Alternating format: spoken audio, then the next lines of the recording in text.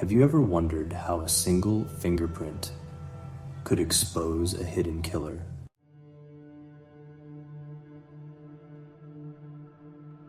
In this video, we're exploring the chilling case of the grim sleeper, Lonnie Franklin Jr., who managed to evade capture for decades. His terrifying spree of murders haunted Los Angeles, and his ability to stay under the radar left investigators puzzled until one piece of forensic evidence shattered his facade.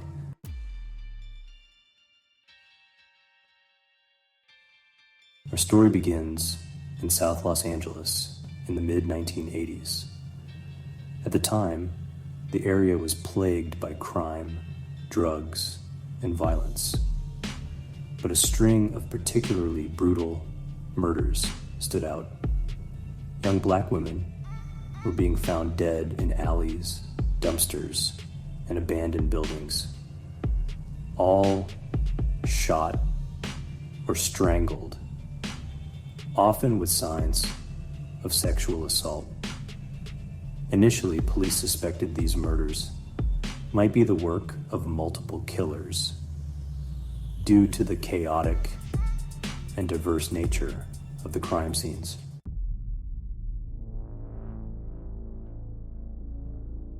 However, forensic evidence soon suggested a chilling pattern. Each victim had been killed in a strikingly similar way. Most were shot with a small caliber gun, then either strangled or left in vulnerable, exposed positions, as though the killer wanted their bodies discovered. Many of the victims were left in degrading positions, suggesting that the killer viewed them with contempt or sought to humiliate them even in death.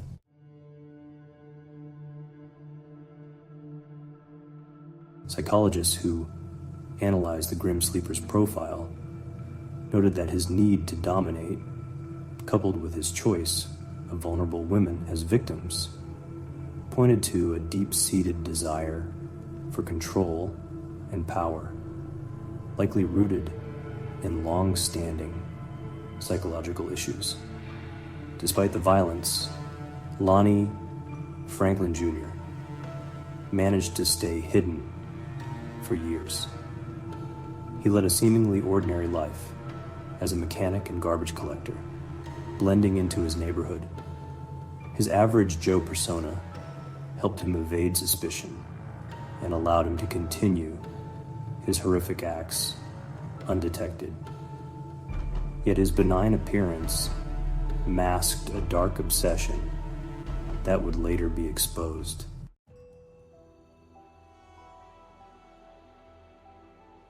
In 1988, police believed the grim sleeper's killing spree had ended, as no similar murders were reported for over a decade.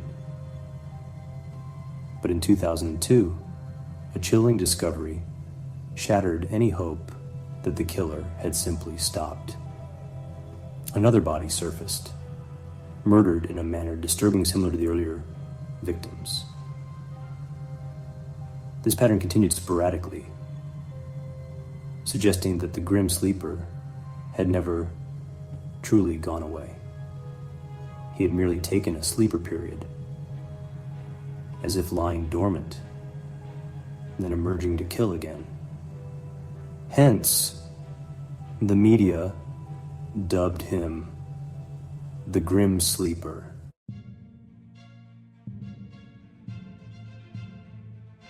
In their search for clues, investigators reanalyzed evidence from the 1980s.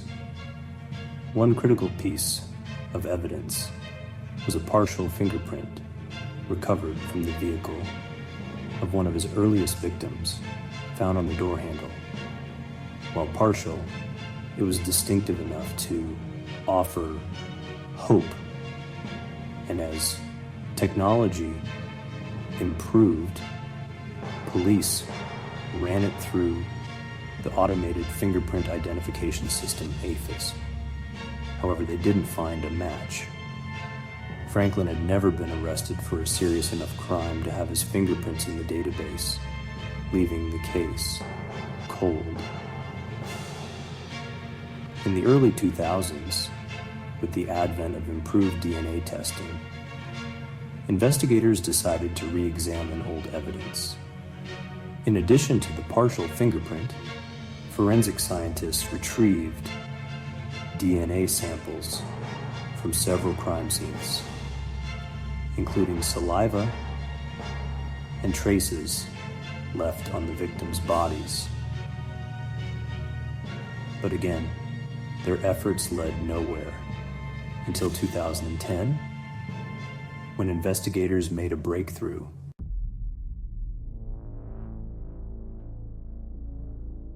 To solve the case, detectives turned to a method called familial DNA searching.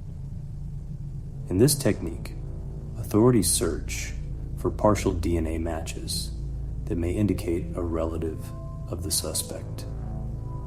In 2010, when Franklin's son was arrested on an unrelated charge, his DNA was entered into the system and returned a partial match to the Grim Sleeper's DNA.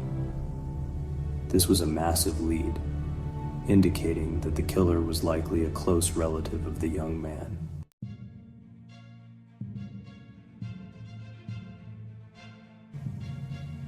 With this new information, investigators put Franklin under surveillance, hoping to obtain his DNA directly. One day, Franklin discarded a slice of pizza and some utensils, which police promptly collected as evidence. The DNA from these items matched the DNA from the Grim Sleeper's crime scenes, finally linking him to the murders with undeniable proof.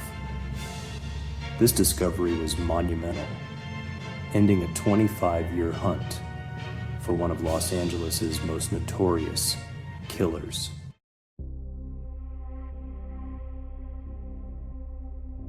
Following his arrest, Franklin's psychological profile began to emerge. His victims were predominantly vulnerable women, often struggling with addiction or homelessness, and many were African American. Psychologists believed that Franklin's choice of victims and his method of disposal reflected a deep-seated resentment and objectification. In interviews with those who knew him, neighbors described Franklin as quiet and reserved, but sometimes unnervingly fixated on women. Friends reported that he was polite, but had a darker side. He often expressed disdain for people he deemed lesser, and was known to collect photographs of women, including some of his victims.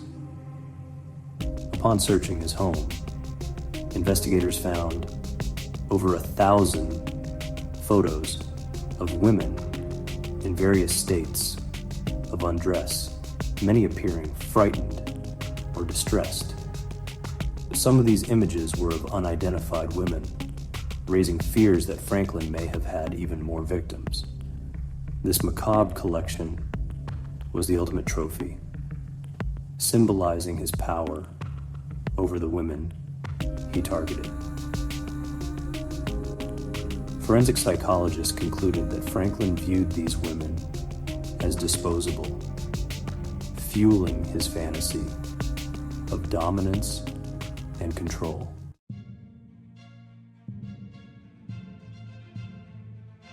Throughout his trial, Franklin maintained an eerie silence. He neither confessed nor displayed remorse, embodying the cold and detached persona that had allowed him to evade capture for decades. Prosecutors used the partial fingerprint, the DNA evidence, and the photographic collection found in his home to paint a picture of a calculating predator who viewed human lives as mere objects for his gratification. Breaking news. In 2016, Franklin was convicted of 10 counts of murder, though authorities suspected he may have killed more than 25 women over the years. His conviction marked a significant victory for forensic science, demonstrating the power of familial DNA and partial fingerprints in solving even the most difficult cases.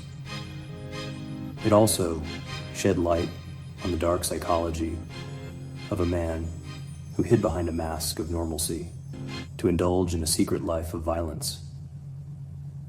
The Grim Sleepers case was a groundbreaking example of how modern technology can bring justice to victims, even after decades have passed.